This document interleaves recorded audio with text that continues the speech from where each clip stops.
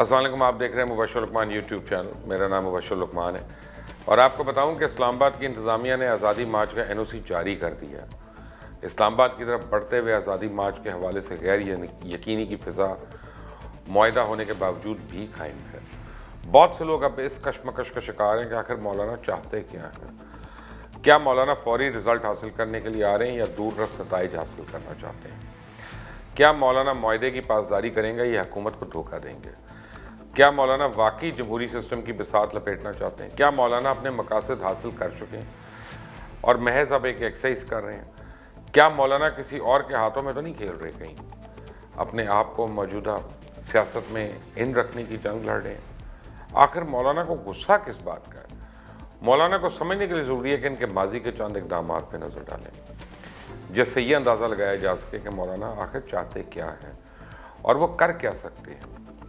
اگر آپ نے ابھی تک مبشر لقمان یوٹیوب چینل کو سبسکرائب نہیں کیا تو برائے مہربانی چینل کو سبسکرائب کریں، بیل آئیکن کو پریس کریں اور اس ویڈیو کو شیئر ضرور کریں. مولانا فضل الرحمان کو غصہ ہے کہ صوبہ خیبر پختونخوا میں ان کے متبادل طور پہ پاکستان تحریک انصاف کو لایا گیا. مولانا فضل الرحمان ہمیشہ سے خیبر پختونخوا میں حکومتی اور مقتدر اداروں کے ساتھ ہر قسم کا تعاون کرتے رہے ہیں اور انہیں امید ہوتی تھی کہ ان کا کوئی نہ کوئی ساتھی صوبائی حکومت میں کوئی اعلیٰ عہدہ حاصل کر لے گا جو اس مرتبہ PTI نے نہیں ہونے دیا.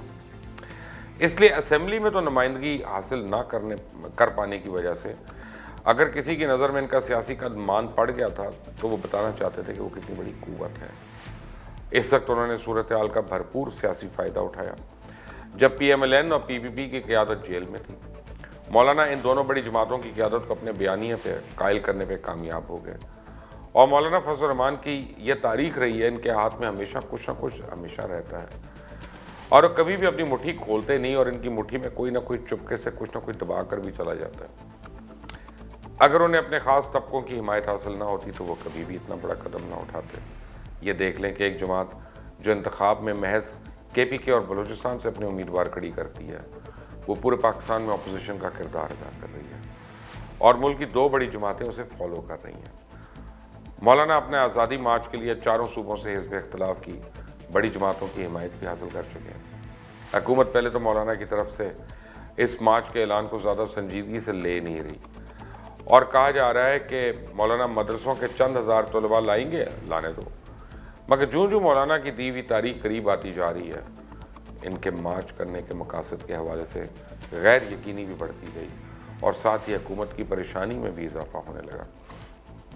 مولانا اب ایک ایسا ماحول بنانے میں کامیاب ہو گئے تھے کہ حکومت کو مارچ روکنے کے لیے اقدامات کرنے پڑے.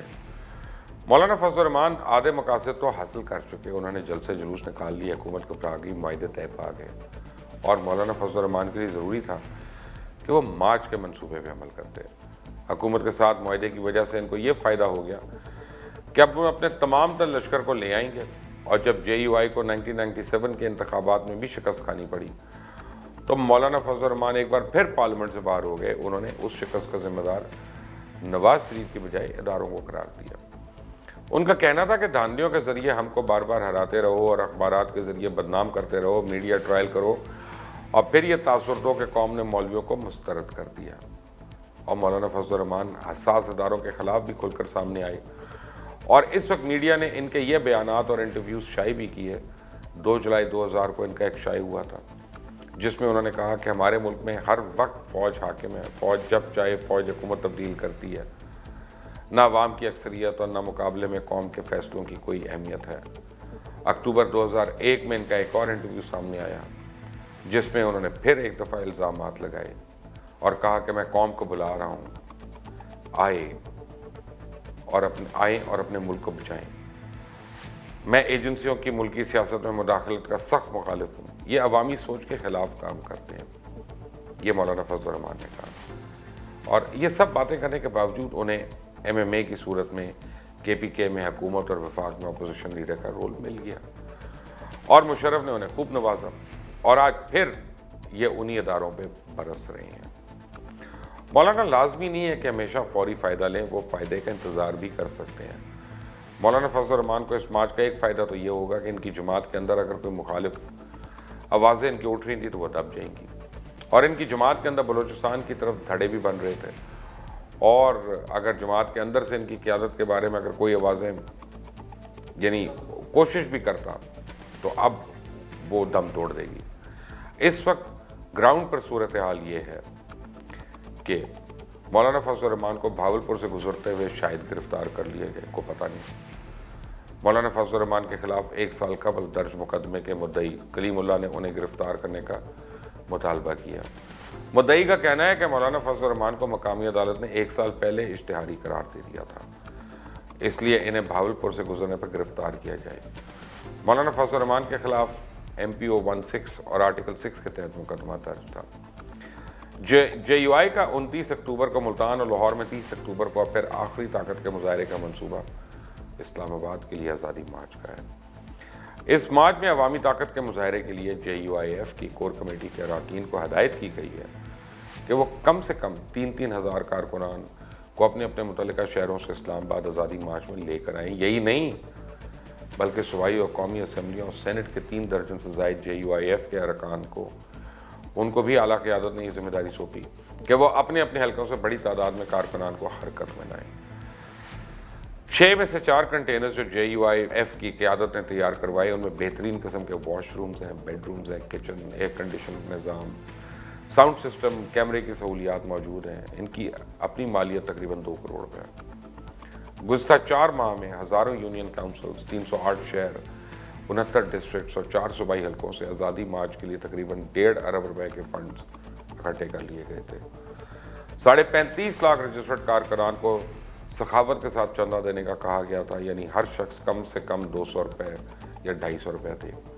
3000 کاؤنسلز خصوصاً پشاور سے 92 کاؤنسلوں نے KPK میں توقعات سے زیادہ بڑے چندے دے دیے. مولانا کے دھرنے کی آڑ میں نان کسٹم پیڈ گاڑیوں کی بڑے پیمانے پر اسمگلنگ جاری ہے. سنا ہے ایک بہت بڑی تعداد نان کسٹم پیڈ گاڑیاں آزادی مارچ کا حصہ بن کر چمن اور کوئٹہ سے کراچی اور پھر لاہور کی طرف جھنڈے لگا کر رواں دوا ہیں. اتنے رش کے اندر تو کسی کی ضرورت نہیں ہے کہ ان کی گاڑیوں کو روکے اور کوئی سوال کرے, ورنہ ان کو سیاسی مسئلہ بنا دیا جائے گا. اور اب یہ گاڑیاں کراچی سے اسلام آباد تک پورے ملک میں ڈیلیور کی جائیں گی, اور نہ صرف قومی خزانے کو پتہ نہیں کتنا نقصان ہو, بلکہ ان کا شاید فنڈ کسی بھی طرف استعمال کیا جا سکتا ہے. دوسری طرف غیر مصدقہ اطلاعات کے مطابق وزارت داخلہ نے کہا ہے کہ دہشت گرد تنظیمیں آزادی مارچ کو نشانہ بنا سکتی ہیں. دشمن ایجنسیز نے مولانا فضل الرحمان اور دیگر قائدین کو نشانہ بنانے کے لیے دہشت گردوں میں $1 ملین تقسیم کیے ہیں, اور مراسلے میں یہ کہا گیا ہے کہ دہشت گرد تنظیمیں عوامی اجتماعات پر حملہ کر سکتی ہیں. قلعدم جماعت آزادی مارچ کو نشانہ بنا سکتی ہیں اور مارچ میں شامل ہو کر تقریب کاری کر سکتی ہیں. وزارت داخلہ کا کہنا ہے کہ دشمن ایجنسیز نے $1 ملین دہشت گردوں میں تقسیم کیے ہیں. یہ دی گئی رقم مولانا فضل الرحمان اور دیگر قائدین کو ڈائریکٹ نشانہ بنانے کے لیے تقسیم کی گئی ہے. اب باجوڑ کی تحصیل مامون میں JUI کا رہنما مولانا مفتی سلطان محمد پر قاتلانہ حملہ ہوا, جس کے نتیجے میں زخمی ہو گیا. مولانا کو 3 گولیاں بھی لگیں. دیکھیں آنے والے دنوں میں یہ مارچ کیا کیا رنگ بدلتا ہے, بٹ آپ کے پاس لے کے آئیں گے اس کی اپڈیٹس اور ہونے والی developments. But to follow that please subscribe اور بیل آئیکن کو پریس کرنا نہ بھولیں. اس ویڈیو کو شیئر کریے گا, نیچے اپنے کامنٹس دیجیے گا. انٹل دی نیکسٹ ٹائم, اللہ حافظ.